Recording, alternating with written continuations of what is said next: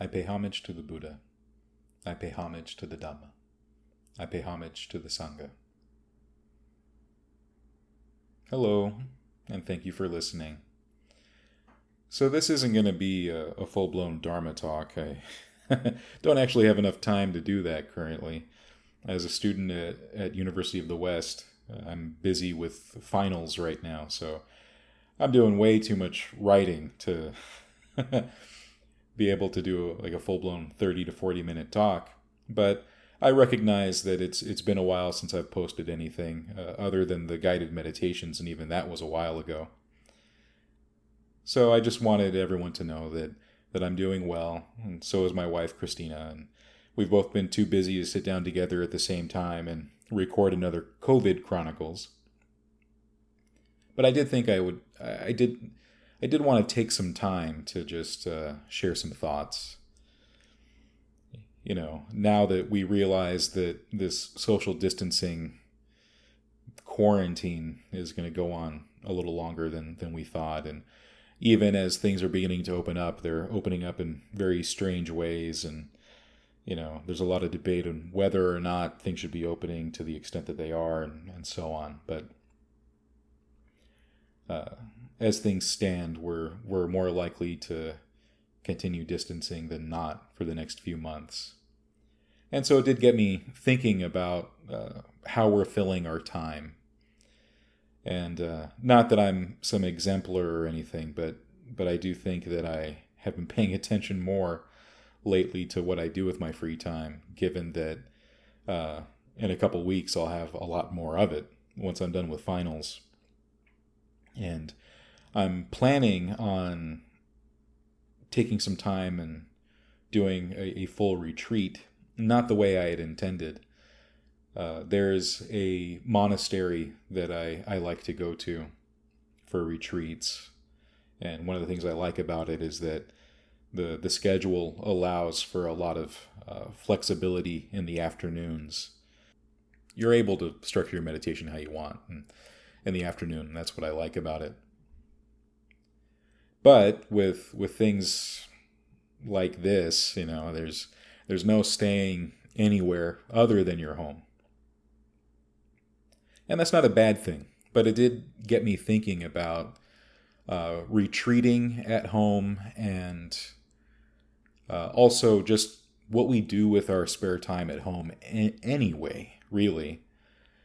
You know, I was reading an article by a Buddhist monk talking about the kind of company that we keep and the kind of entertainment we enjoy, and you know, really expanding on the concept of Kalyana Mita, you know, noble friends, spiritual friends, and looking at it as, you know, beyond just the teachers and friends and family members we associate with, but just all the kind of associations that we have in the world, you know, the kind of books that we read, the kind of shows that we watch, you know, the kind of entertainment we consume, social media, the whole thing. And, you know, when I do my week-long retreat coming up, I think either the first or second week of June, I plan on structuring my time the way I would if I were at the monastery. The monastery has a schedule with, you know, work time and meal time and meditation and the whole thing. And so I'm going to follow it as strict, you know, as closely as I can, accommodating for a few things like having dinner with my wife. But for the most part, I plan on using my time to study the Dhamma and to meditate. And, you know, I feel like that's a good use of time. But I'll be doing without a lot of the things that I do enjoy normally. You know, like most people, I have a Netflix subscription and Hulu and Amazon Prime, and it can be really easy to dip into that and just binge, you know, as everyone says. And there are some binge-worthy shows right now. And I'm not advocating to anyone, you know, hey, don't do that. But there's something to be said about taking a break. taking a break from that stuff and enjoying some silence. And, with that, I mean silence even from, Buddhist Dharma podcasts, and silence even from books. Books are great too, but, just sitting around, not even like formal meditation, but just enjoying seclusion, enjoying stillness. I don't know about you, but I remember having more time in my life when I was younger where I could really just enjoy silence. I didn't have to fill it with anything. I didn't have to listen to music. I didn't have to have the TV on in the background. I didn't have to be reading a book. I could just sit outside in the afternoon and find enjoyment in that. Granted, I must have been a pretty strange kid if I thought that was entertaining, but that is a lot that I'm certain is the Buddhist path. Being entertained in a completely different way.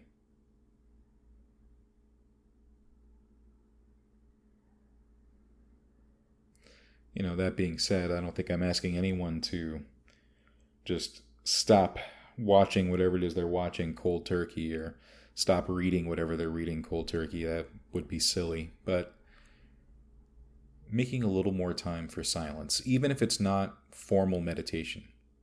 I would say it's a supplement to formal meditation. Perhaps the bookends to formal meditation. Just a good silence, unstructured, just sitting or standing or walking, whatever. But just not consuming. I think that would be good.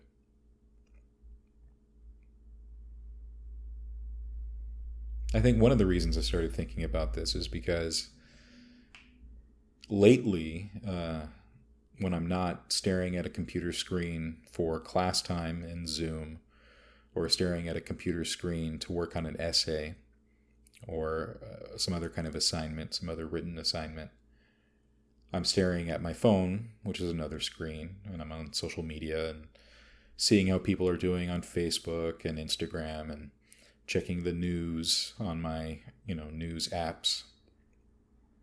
And if I'm not looking at that screen, then I'm looking at my TV, and it's Netflix or Amazon Prime, something like that. And of course, that's not the only thing I'm doing with my time, but I have become uncomfortable with how much of my time it's taking up lately. All these screens. They've become so much of our lives. And sometimes when I'm craving silence, the way I clearly am right now, even paper books, hardback, paperback, whatever, but like physical books, even that feels like a distraction sometimes.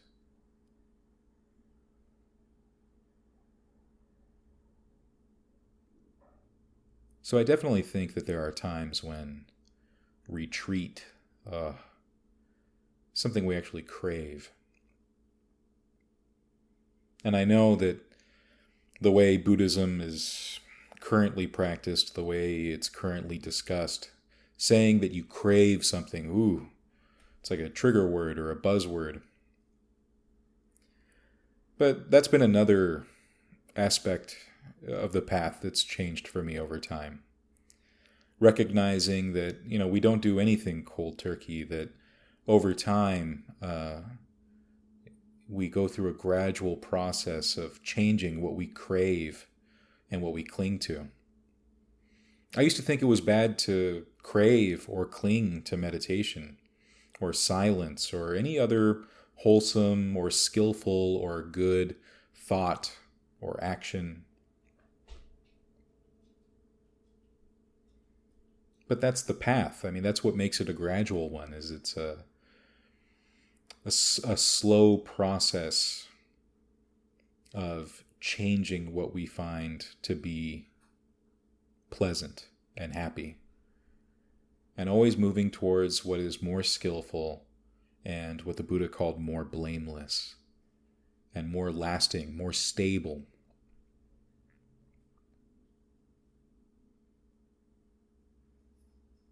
And the good thing about finding pleasure in silence, pleasure in seclusion, pleasure in meditation is that you don't have to depend on anything else to make it happen. You don't have to have an internet service provider. You don't have to have a subscription to different streaming services. You don't have to have anything other than yourself and some space.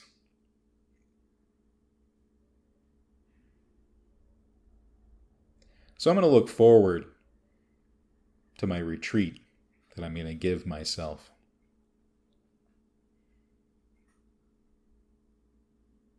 And I hope that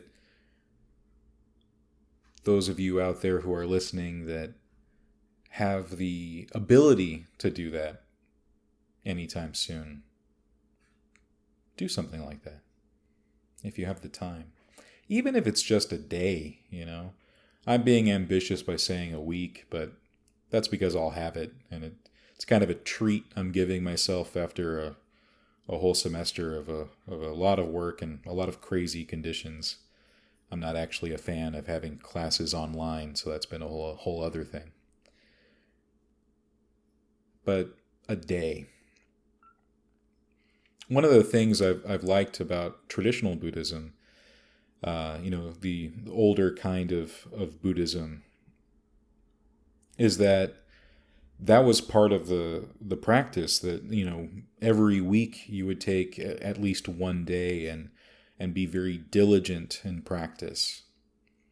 In Pali, these were called uposatha. Nowadays, in certain places, they'll call it boya. It's still the same idea, that it would, before modern calendars, it would actually follow the lunar cycle. So you'd have 4 days corresponding to the phases of the moon. Nowadays, at certain temples, it's really only like maybe the half moon or the full moon that are observed, but you'll still find some places where every phase, new moon to full moon, the whole cycle, which corresponds to about 1 day a week, where there's more diligent practice. And I've wondered how to incorporate that into modern living, where we don't go by a lunar calendar and the full moon or the new moon or half moon or whatever else, waxing, waning. It might just fall on an inconvenient, busy day in the work week, let's say. How do you incorporate it? And so that's actually something I've incorporated into the system we already have in place in the West, where we often have weekends off. A lot of us, or at least we have a day off. For me, it's been really easy to do that with Sundays. And that's been something I've done for a while. And I've been better at it some Sundays than others because, family commitments and things like that come in. But in an ideal system, I can use Sundays as my uposatha days, as my days of retreat, where maybe that's the day I'm not spending my time on social media, on Facebook or Instagram. I'm not checking the news every hour or so to see what the latest update is, and I'm not watching a bunch of horror movies on Netflix or stand-up comedy. I'm actually a big fan of that. Using the time to meditate and to contemplate, to enjoy silence, to enjoy simpler pleasures, and find that rewarding, meaningful, and entertaining. And if I do decide to read something or listen to something or watch something. It's something that's conducive to what the Buddha called dispassion, something that points the mind in the right direction, in the skillful direction, towards disenchantment.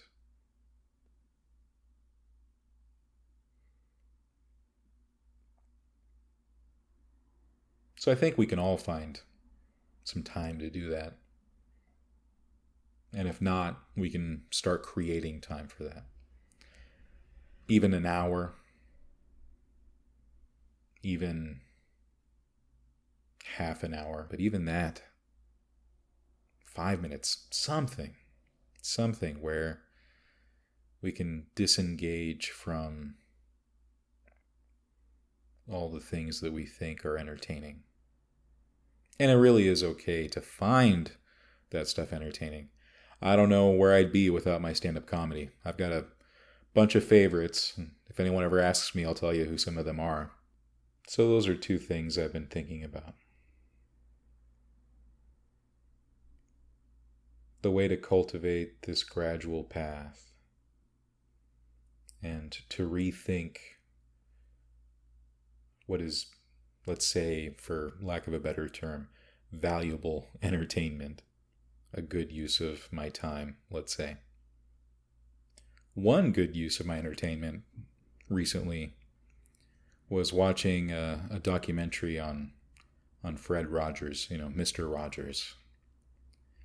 And I really liked his take on ministry and what he viewed as good entertainment. And I was pretty surprised by a few things in Fred Rogers' life. I was surprised he was a vegetarian. I didn't know that about him. There were plenty of things I did know. Like I knew he was a minister and all that, and that his relationship with God, and prayer and all of that was a huge aspect of his life that he managed to not really get into on a show. So that's I find that pretty admirable, to minister without ministering. It's something that I quite like, and try to do myself in some way.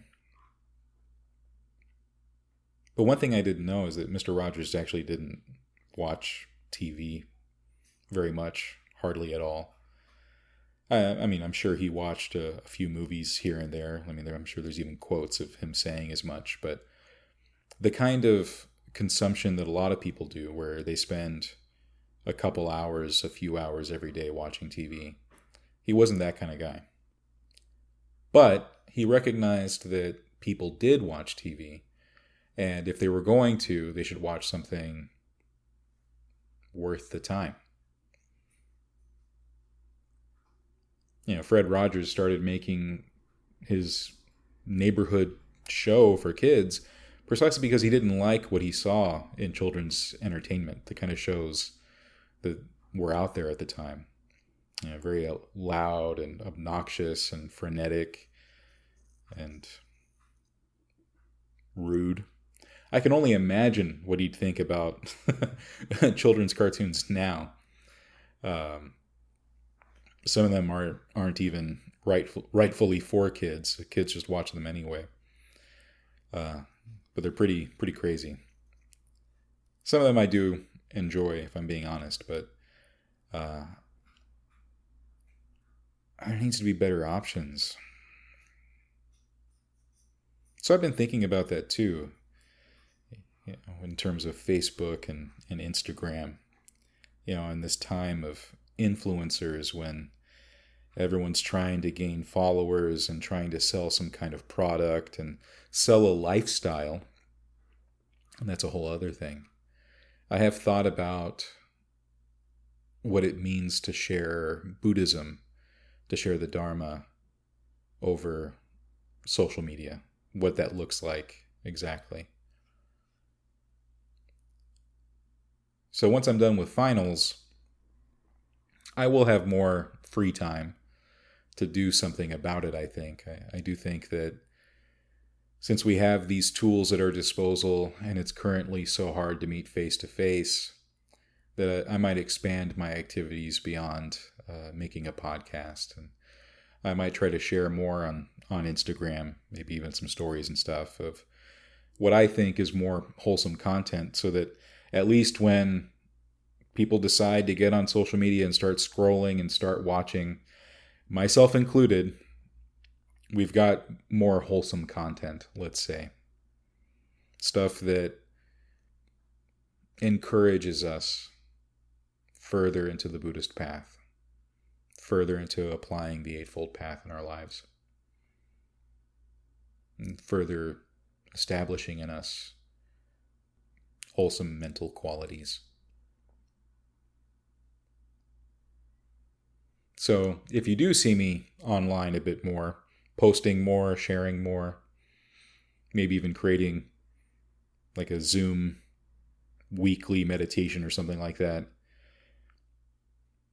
it's because I'm trying to create better stuff than the stuff I've been seeing and the stuff I've been consuming.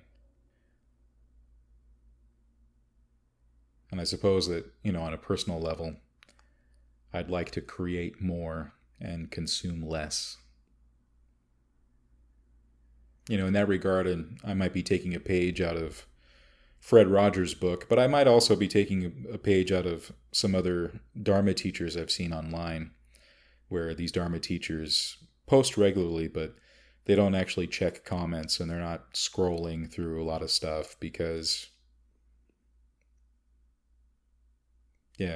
it becomes uncomfortable. And that does get to another point that I think is misunderstood. There is this view that as you develop on the Buddhist path, you become impervious, unaffected by everything. And so you're more comfortable, let's say, more, I think there's this view that you become impartial, that you have no preferences, that you can withstand anything, endure anything. That you can have such peace radiating in you that you can somehow meditate perfectly in the middle of a rave or something like that.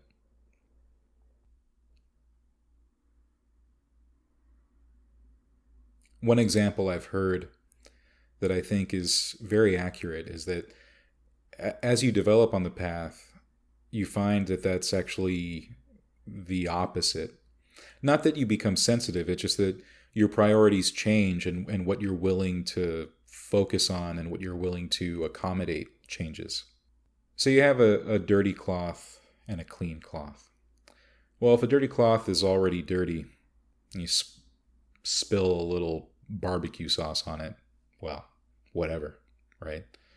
It's just one stain amongst others, who cares? But if you have a white cloth and even a drop of that sauce gets on there, it's all you can see. It's all you can focus on.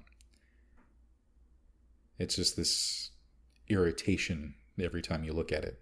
And so as we become more suited to silence and more suited to seclusion and renunciation, as that becomes our form of entertainment, our form of pleasure and happiness, our form of nourishment, like some teachers would say, then the other stuff becomes an irritation, something you'd rather do without. And walking away from that stuff is not a sign of lack of progress. It's actually a sign of progress. And I know for a lot of people in certain traditions that does not sound true. But it is. And I used to not know this. I kept wondering why, as I meditated and practiced the Eightfold Path, there were certain things I wanted to do less, and certain people I wanted to be around less. And I thought of myself as becoming more irritable. But in truth, it's not that I was more irritable, because it's not like I was yelling at people or being grumpy. It's just certain aspects of modern life and the standard way of being, the common way of being, became deeply unpleasant. And back when I was trying to have my cake and eat it too, so to speak, I would force myself to try to enjoy the things I used to enjoy and not allow for the fact that my tastes, my palate was changing. My palate for the way I live my life. So I think we need to look at it in that aspect too, as our preferences start changing and as we really start to enjoy peace and tranquility, stillness, silence. That it's okay to give up what we used to enjoy. It's okay to give up who we used to be. In fact, that's kind of the point. The path is marked with letting go. Moving away from things as we move towards others.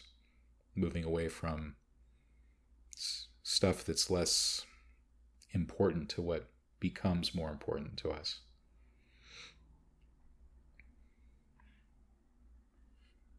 So, I think I've gone on longer than I intended to, and I'm going to end up editing this down, I'm sure, because there were different noises that none of you guys heard, like my cat's acting up. But I did just want to share a few thoughts. If I could summarize, I guess, I shared some thoughts on social media and media in general and consumption in general and retreating from home, since that's what a lot of us are going to have to do. Finding ways of doing that. Finding time for that. At least one day a week if we can. Whatever we can. Time throughout the day when possible. Daily practice is also important. And that once I'm done with my finals and I've submitted my last paper for the semester, I'll have more time to start creating some stuff online and stop consuming as much, hopefully. So, until next time, I wish all of you health and happiness and peace and maybe some silence to enjoy.